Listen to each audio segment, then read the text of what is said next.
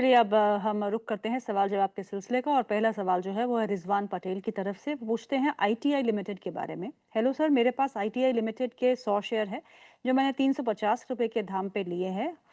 मुझे क्या करना चाहिए? होल्ड करूं या निकल जाऊं? कल आईटीआई में काफ़ी अच्छा एक मोमेंटम देखने को मिल रहा था, 12 से 13% का इजाफा था, लेकिन आज आधा तो दे ही दिया है। आज 338 के आसपास का स्तर है, 350 इनकी खरीद है।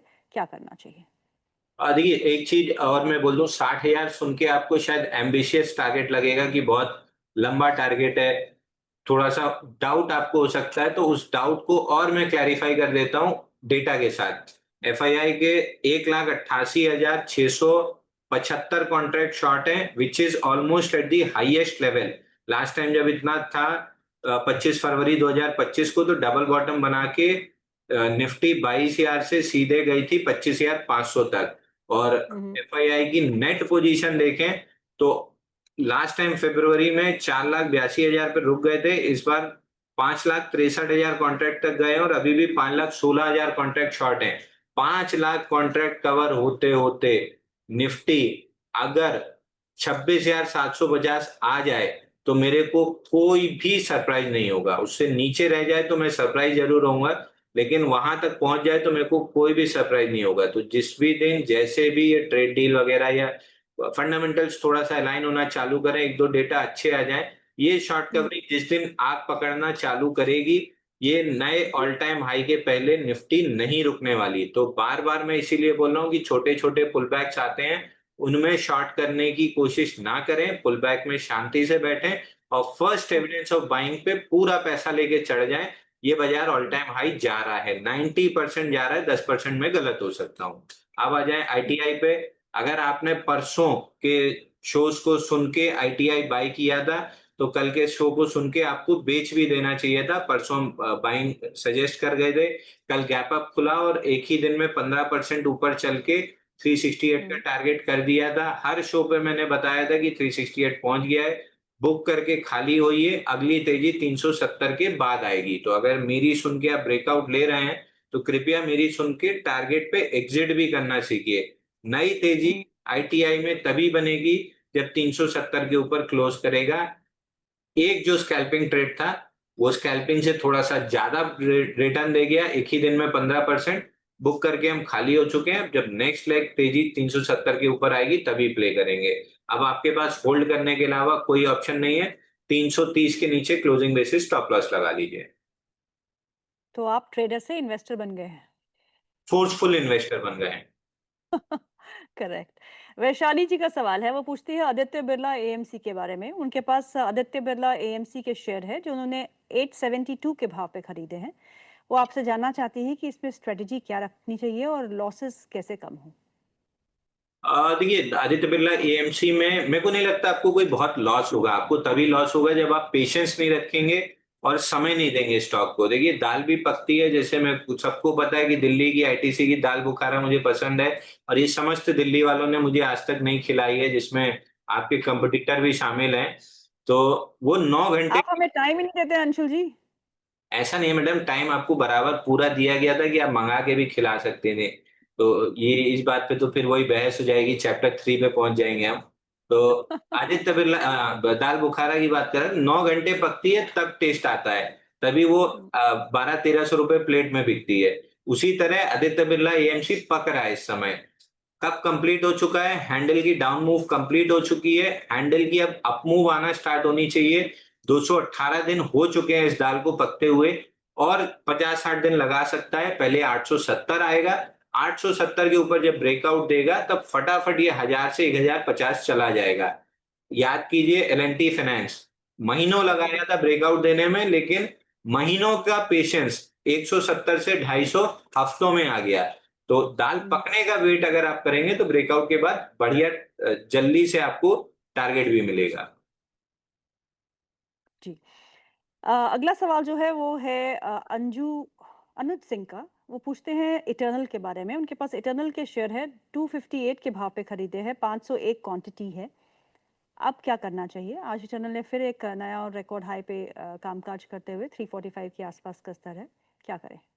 देखिए कंटिन्यू अप मूव है 286 से 345 तक, लेकिन अगर इसको वन डे की जगह आप YTD कर दें तो आपको दिखेगा कि ऐसे waging up kind of pattern है, राइजिंग वेज पैटर्न आप लोग पढ़ लीजिएगा गूगल करके। Rising veg kind of pattern है और वेज का ब्रेकडाउन बहुत हार्श आता है। तो क्लोजिंग बेसिस पे स्टॉप लॉस ले लीजिए 338 रुपए का, या फिर इंट्राडे स्टॉप लॉस ले लीजिए 330 रुपए का। ये कटे तो एग्जिट कर लीजिएगा, क्योंकि अगर ये स्टॉप लॉस कटा तो ये स्टॉक बहुत आराम से 286 रिटेस्ट करने नीचे आ सकता है। तो 338 क्लोजिंग बेसिस या 330 intraday basis stop loss mandatory होगा। फ्रेश बाइंग के लिहाज से आप बहुत लेट हो चुके हैं। मोहम्मद अरशद का सवाल है, कहते हैं मेरे पास 70,000 रुपए है, मुझे 20 दिन के लिए कोई ऐसा स्टॉक बता दीजिए जिससे मैं पैसा कमा पाऊँ, 20 डेज ओनली। देखिए ये चीजें सुबह सुबह मिलती हैं। परसों सीक्वेंट साइंटिफिक मिला था 204 रुपए का, 220 नहीं, कल ही सुबह सीक्वेंट साइंटिफिक मिला था 9:22 पे। प्राइम फोकस मिला था। आज हमको ब्लैक बक मिल गया था सुबह। ब्लैक बक कितने में बाई दिया था सुबह देखने? 634 में बाई दिया था। अभी 678 का हाई बन गया है। तो ये चीजें मेरे को सुबह 1 घंटे में मिलती हैं। तो ये सब आपको करना है अगर फटाफट वाला स्विंग ट्रेडिंग का काम, तो आपको सुबह जुड़ना पड़ेगा। दोपहर के बाद तो मार्केट डल हो जाता है। एक संदूमा सुबह मिल गया था। संदूमा सुबह बाई कितने में दिया था एक मिनट देखना। संदूमा भी आज लगभग 8.5% ऊपर है। सुबह संदूमा, संदूमा सुबह 195 में बाई मिल गया था। अभी हाई बन गया 203 रुपए। तो इंट्राडे में एफडी का पैसा निकल आया। ये सब ब्रेकआउट सुबह मिलते हैं माइक्रो कैप स्मॉल कैप में। Mid session future and option वाले काउंटर्स में मिलते हैं। आप हमसे रोज ये कहते हैं कि ये ब्रेकआउट सुबह मिलते हैं, तो सुबह आप टाइम तो देते नहीं है, तो नहीं कहाँ नहीं से मैडम, मिलेगा? बिल्कुल सुबह पूरा टाइम रहता है। मंडे और वेडनेसडे आप फिर आप बोलेंगे कंपटीटर का नाम ले रहा हूँ, आप उनके साथ बैठे रहते हैं। आज ही सुबह मैं शो पे लाइव था, तभी हिंद कॉपर मैंने बताया था कि चलना स्टार्ट हुआ है, ले लीजिए। उस समय लड़का आया नहीं था मेरा, इसलिए मैं बाई कॉल नहीं दे पाया। नहीं, हिंद कॉपर बहुत बेहतरीन चला था सुबह। तुरंत तुरंत में ब्रेकआउट देके तो फिर ठीक है, आप हमें बता दीजिए आप कौन सा डे अवेलेबल है, हम आपको सुबह उस दिन अपने दर्शकों के लिए जरूर लेके आएंगे। ट्यूसडे फ्राइडे दोनों दिन अवेलेबल हूँ। सुबह चलिए हिंद ठीक है, कॉपर तीन विल सौ विल पैंतालीस प्लान रुपये बताया था। 345 में विल 364 का हाई बन गया है। So, so now you be ready, huh? We'll plan a show with you on Tuesday and Friday mornings. मैं Okay? मैडम वो कॉन्सेप्ट बता दे रहा हूँ। जो कॉन्सेप्ट मंडे और वेडनेसडे वाले शो का होता है ना, वो ज्यादा इजी मेरे लिए नहीं, आपके लिए नहीं, दर्शकों के लिए होता है, क्योंकि वहां पे कैंडलस्टिक चार्ट लगा होता है ना, मेरे को एक्सप्लेन करना आसान हो जाता है। चलिए ठीक है, we'll plan that. अभी तो अगला सवाल ले लेते हैं, और अगला सवाल जो है वो है दिलीप व्यास का। वो पूछते हैं कि उनके पास उनको फ्रेश एंट्री करनी है जमुना ऑटो में, करंट लेवल्स पे करें या फिर कौन से लेवल्स होंगे जो सही रहेंगे? जमुना ऑटो में ब्रेकडाउन आ चुका है 104 के नीचे। 96 का टारगेट भी अचीव हो गया, मतलब पुल बैक का जो लेवल था। अब यहां से अगर रिजेक्शन कैंडल बनती है ऑन हायर वॉल्यूम्स तो ही बाई बनेगा, नहीं तो नहीं बनेगा। तो नीचे खरीदने की जगह थोड़ा महंगा खरीद लीजिएगा। 102 के ऊपर महंगा खरीदेंगे महंगा बिकेगा, सस्ता खरीदने की कोशिश करेंगे और सस्ता बिकेगा। सो बेटर है कि महंगा खरीदिए। 102.50 निकले वॉल्यूम के साथ तब बाई कीजिएगा। आराम से 120 तक का टारगेट मिल जाएगा। दूसरी चीज लास्ट कंप्लीट नहीं कर पाया था। मेरा कोई इंटरेस्ट नहीं होता आप लोगों को टिप्स देने में, ये मेरा काम नहीं है और ये मुझे पसंद भी नहीं है। मेरा मकसद है कि चार्ट लगा लीजिए, किसी में हम्म, ब्रेकआउट आ रहा है तो मैं आपको सिखा दूं ताकि आप वो खुद पकड़ लें। जैसे आई नो स्क्रीन में आपको 84 पे बता गया था, 184 पे 221 जी, 22 तक गया वो। मेरा मकसद ये नहीं था कि मैं टिप्स दे दूं और वाहवाही लूट लूं। मेरा मकसद ये था कि चार्ट लगा होता तो मैं आपको दिखाता बिल्कुल सही, कैसा कपड़ा बिल्कुल हैंडल सही। पैटर्न बना है, वॉल्यूम सिग्नेचर्स उसमें क्या है, क्या क्या चीज आपको देखनी चाहिए ब्रेकआउट के पहले। सिर्फ कपड़ा हैंडल पैटर्न बनने से बड़ा मूव नहीं आता है, उसमें इंस्टीट्यूशन बाइंग चाहिए, टाइटनेस चाहिए। तो वो चीजें जब चार्ट लगती हैं कैंडलस्टिक तो बताना आसान होता है।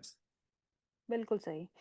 स्नेहा का अगला सवाल है, वो पूछती हैं 2 स्टॉक्स के बारे में, एक क्रॉस और एक एनवायरो इंफ्रा। आई थिंक ये सवाल हम पहले भी ले चुके हैं, आपको याद है? बिल्कुल याद है मेरे को। ये आईटीआई वाले सज्जन कल से आज तक 2-3 प्लेटफॉर्म पे सवाल पूछ चुके हैं और वही चीज मैं रिपीट कर रहा हूँ, लेकिन वो निकल नहीं रहे हैं। और जमुना ऑटो भी मेरे को याद है कि if I am not wrong यही सज्जन है, 4-5 दिन से सवाल पूछ रहे हैं। It is not about asking and me telling, it is about hmm, acting. अगर आप एक्ट नहीं करेंगे उस एडवाइस पे तो फिर वो एडवाइस किसी काम की नहीं है। सेम चीज EIEL एनवायरो इंफ्रा में 243 के मेजर सपोर्ट के आसपास है, 240 तोड़ता है तो वीकनेस आएगी, गैप फिल करने 215 तक आएगा। यहाँ पे अगर रिजेक्शन कैंडल बनी तो एक बाउंस बैक 260 274 तक बन सकता है। क्रॉस में भी 211 पे मैंने बताया था कि 211 के नीचे क्लोज होने पे ब्रेकआउट फेल होगा। लॉन्ग लिक्विडेशन में 187 आएगा और आज 187.50 का लो बना है। 187 भी मैंने इसलिए ऐसे out of blue random level नहीं बताया था। 29 अगस्त का स्विंग लो था, तो जब भी कोई ब्रेकआउट फेल होता है वो पहले स्विंग लो टेस्ट करने आता है। तो आपको क्लियर होना चाहिए कि टारगेट क्या है। अगर ब्रेकआउट फेल हुआ है तो नीचे का टारगेट क्या है। It is swing low. 29 अगस्त वजह स्विंग लो वही था, 187 का लो वो आ गया। ये टूटता है तो फिर अगला स्विंग लो खड़ा है 159 पे। हालांकि लग नहीं रहा कि टूटेगा, बट अगर टूटता है तो ये आएगा। अगला सवाल जो है वो चिराग पारेख का। वो पूछते हैं एनएलसी इंडिया के बारे में। एनएलसी इंडिया के शेयर उनके पास है, 260 के भाव पे खरीदे हैं। आपसे जानना चाहते हैं होल्ड करें या बेच के निकल जाएं।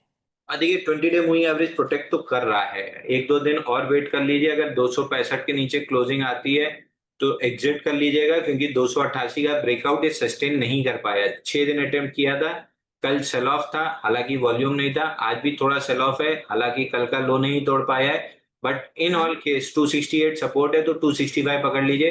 265 के नीचे क्लोज करे तो एग्जिट कर लीजिएगा। 40,000 करोड़ से नीचे का मार्केट कैप है तो क्लोजिंग बेसिस पे स्टॉप लॉस बनेगा 265 का। ओके, अगला सवाल है प्रवीण कुमार जी का। वो पूछते हैं ब्लू स्टोन ज्वेलरी के बारे में। उन्होंने आज ही खरीदा है 708 के भाव पे। वो आपसे जानना चाहते हैं कि टारगेट और स्टॉप लॉस क्या होगा अगले 2 दिन के लिए। So he is a very short, he is a trader actually. 2 दिन के लिए पूछ रहे हैं आपसे ब्लू स्टोन में। देखिए स्टॉप लॉस इसका 10,000 करोड़ का मार्केट कैप है। स्टॉप लॉस इसका 685 क्लोजिंग बेसिस पे आएगा। 708 के ऊपर टिका रहा तो 750 रुपए आराम से जा सकता है। IPO base kind of breakout है। कल भी 12 मिलियन का वॉल्यूम था, 695% वॉल्यूम राइज। आज भी 1.8 मिलियन के अगेंस्ट 9 मिलियन का वॉल्यूम है, तो दोनों दिन वॉल्यूम तो अच्छा है, लेकिन आज जितना वॉल्यूम है उससे आपकी कैंडल की फॉर्मेशन नहीं है। तो एक बार रिस्क लीजिए, 685 के स्टॉप लॉस से 750 मिल सकता है। ओके, अभिषेक का सवाल है प्राइम फोकस पे। उनके पास प्राइम फोकस के शेयर है जो उन्होंने 189 के भाव पे लिए हैं और 400 शेयर है। आपसे जानना चाहते हैं कि क्या करना चाहिए। 6 से 12 महीने का व्यू रखते हैं। प्राइम फोकस हमारे क्लाइंट स्टैंडर्ड डिस्क्लेमर लॉन्ग हो सकते हैं। 188.50 पे हमने बाय दिया था, 180 रुपए पे हमारा स्टॉप लॉस कट चुका है और अब 168 के नीचे ये स्ट्रक्चर का ब्रेकडाउन दे रहा है। तो अगर 168 के नीचे क्लोज करता है तो अगला स्विंग लो है 140 रुपए पे, ये लेवल टेस्ट कर सकता है। ओके, तो इन्हें क्या करना चाहिए अब 189 की खरीद वन है तो।